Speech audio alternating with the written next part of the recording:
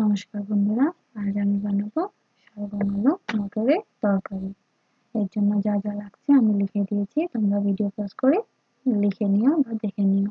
এখানে আমি শালগম আর মটরকে একটু ভাপিয়ে নিয়েছি, আর সঙ্গে আলুটাকে হলুদ নুন দিয়ে ভেজে নিয়েছি।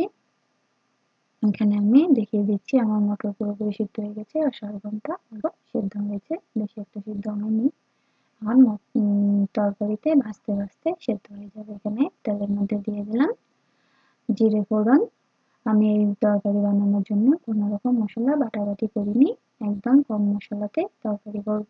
এখানে নিয়ে নিয়েছি 3টে কাঁচা লঙ্কা, চিড়ে ছোট ছোট করে কেটে রেখেছি। আর এখানে আধাটা দিয়ে দিলাম, বাকি আধাটা পরে দেব মশলার সঙ্গে, পরে দিয়ে দেব। এখানে আমার ফোড়ন এসে গেছে, একদম ভাজা হয়ে গেছে জিরেটা, তাই আমি দিয়ে দিলাম শালগম আর মটরশুঁটি।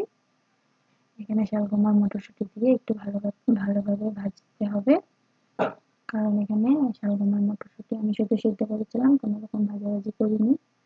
আর এখানে ভাজার জন্য দিয়ে দিলাম নুন। নুনটা দিয়ে দিলে কি হবে, শালগম থেকে যদি কোনো জল বেরোনোর থাকে জল বেরিয়ে যাবে আর ভালো মতো ভাজাটা হয়ে যাবে। এখানে আমি মশলার মধ্যে নিয়েছি জিরে গুঁড়ো 1 চামচ, হলুদ গুঁড়ো আর একটু মরিচ গুঁড়ো।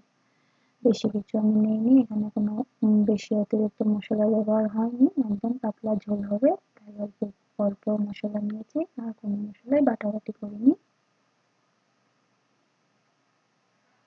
এখানে আমি সঙ্গে দিয়ে দিয়েছি নুন হলুদে ভাজিয়ে রাখা আলুটাও দিয়ে দিয়েছি, দিয়ে ভালো মতো ভেজে নিয়েছি।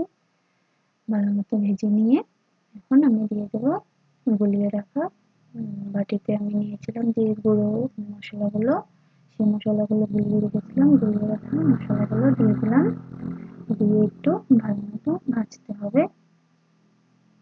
আর ভালো মতো ভাজার জন্য এখানে আমি একটু দিয়ে দেবো বাটিটা ধুয়ে রাখা জল, যে বাটিতে মশলা দিয়েছিলাম সেই বাটিতেই অল্প একটু করে জল দিয়ে দিলাম।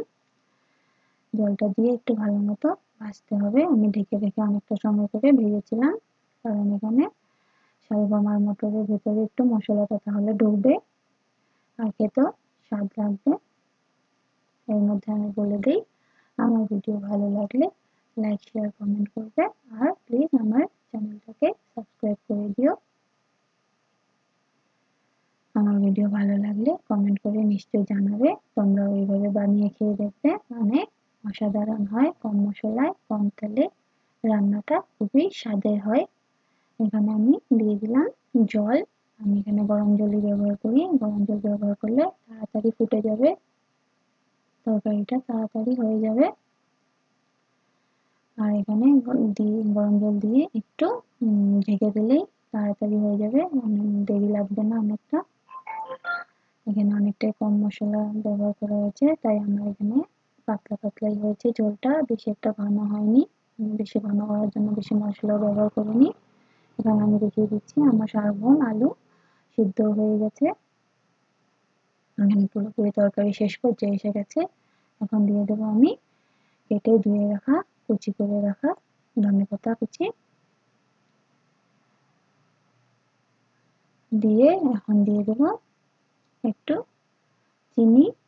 চিনিটা দিলে তরকারির স্বাদ বেড়ে যায়, তাই চিনিটা দিয়ে নামিয়ে দিলে হয়ে যাবে তরকারি। এটা গরম ভাতের সঙ্গেও খাওয়া যাবে বা রুটি পরোটার সঙ্গেও খাওয়া যাবে, খুবই স্বাদের হয় তরকারিটা। তোমরা বানিয়ে খেয়ে দেখো, এরকম ভাবে অনেকটা স্বাদ লাগে খেতে। আবার বলে দিই, আমার চ্যানেলটাকে প্লিজ সাবস্ক্রাইব করে দেবেন। নমস্কার বন্ধুরা, টাটা।